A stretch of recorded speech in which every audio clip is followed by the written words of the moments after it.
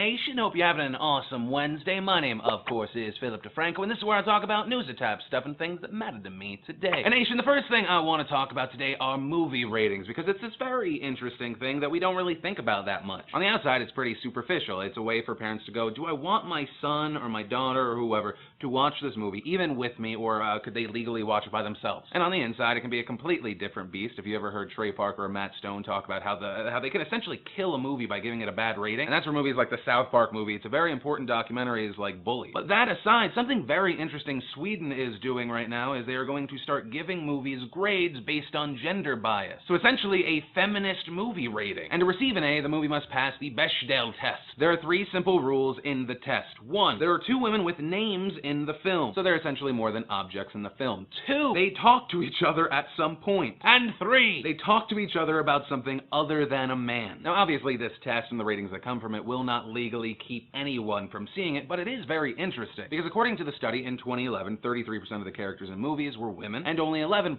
of them were the protagonists in those films. But I do wonder if that will begin to change. I mean, there were movies like The Heat that came out. It was actually pretty funny, and it's not something that you would think of, a buddy cop movie that has 2 women. And while there are movies that aren't really sexist in any way, like Up and Shawshank Redemption, that fail, I get where they're coming from, but what I would really be interested in is what if they did this test, but for black people or Asian people? We call it the DeFranco test. 1, are there 2 black people with names in the film that do not die in the first 40 minutes? 2, do they talk to each other at some point and are not in a relationship? And 3, do they talk about anything other than basketball, stereotypical black foods, and how white people cannot dance? And this test should obviously not be put against movies where inanimate objects come to life, period pieces where there would probably not be any black people because white people were being racist or they were not in the region. And you get the point. You can also play this game with YouTube videos, since the YouTube community seems to be like, hey, I have that one black friend that I can call to play that one black role. And keep in mind, I'm not saying anyone should just be downright offended, but it is very interesting to see the copy-paste kind of mentality that we get out of Hollywood. And Nation, next up, something you may not have known even existed is dying. Blockbuster's DVD by mail program, which apparently actually existed and maybe some people used, as well as the 300 brick-and-mortar stores, are closing. This will happen by end of year. A lot of younger people don't even know what the fuck a Blockbuster is. A lot of us,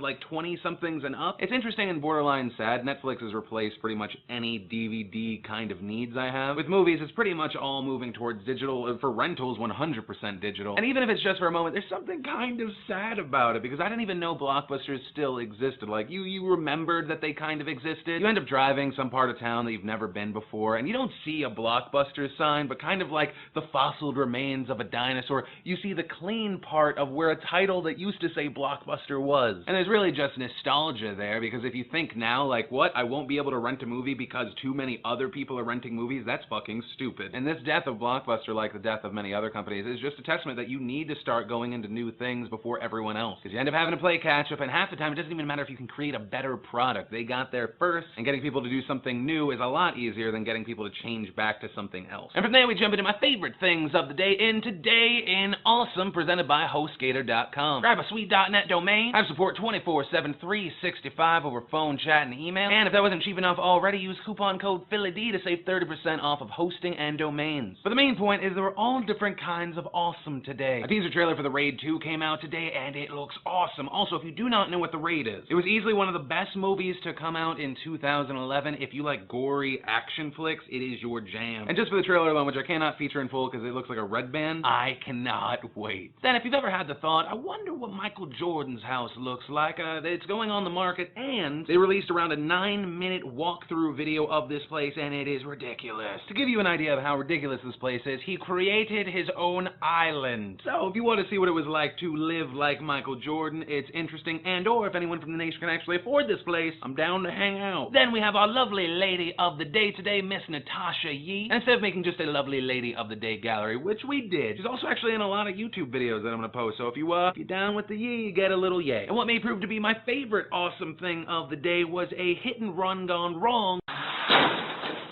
and then even wronger, and then wronger arrest.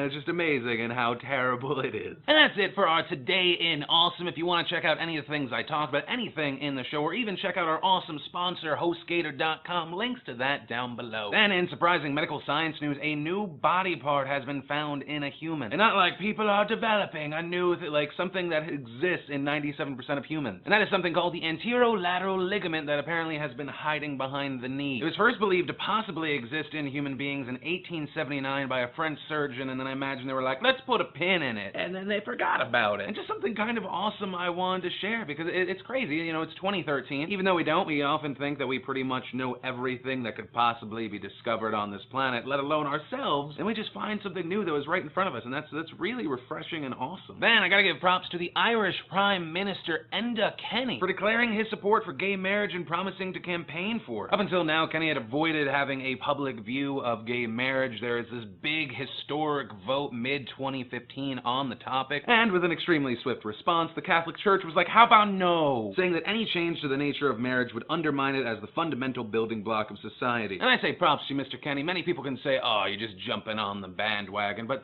a lot of people forget that having this view still extremely unpopular with many, many people. It's about love, respect, and ultimately equality. On the other end, if you don't like gay people and you think God doesn't like gay people, do you really think he's gonna let them in? Because maybe the concerns are you're gonna get stuck with a bunch of gay people. Maybe there's like a separate but equal gay heaven. It's like regular heaven, but everyone's dressed a little nicer and cooler. The clouds really popping. Instead of harps, there's just Lady Gaga music. The fun part of that tangent is I know 85% of you loved it, but it fucking pissed off 15% so fucking much. Then in what could be big international news, forensic studies were done on the body of Yasser Arafat, the former Palestinian leader, and the results showed he may have been poisoned with polonium. The Swiss scientists who tested his body discovered levels of polonium at least 18 times higher than the usual in Arafat's ribs, his pelvis, and in soil that absorbed his bodily fluids. And all this means that the belief that maybe he was assassinated could be real. They could be legitimate, although the Israeli government has dismissed these reports, saying the Swiss findings are not conclusive. Even if they did find traces of polonium that could indicate poisoning, there's no evidence of how that poisoning occurred. Adding, Israel is not involved in any way. There's no way the Palestinians can stick this on us. I like to imagine this conversation happening and Dick Cheney and George Bush are in the room just slowly nodding their head, backing away. And nation, that's actually everything I wanted to talk about. It brings us to the big question of the day today. With Yasser Arafat's death brought into question, what other conspiracy theories do you believe in? Moon landing, blah, blah, blah. I'd love to know what you think and why in the comments down below. Remember to possibly be pelted with a $100 Amazon gift card. Leave a comment down below. Maybe while you're at it, hit the like button, favorite, subscribe. And of course, as always, my name's Philip DeFranco. You've just been filled in. I love yo faces, and I'll see you tomorrow.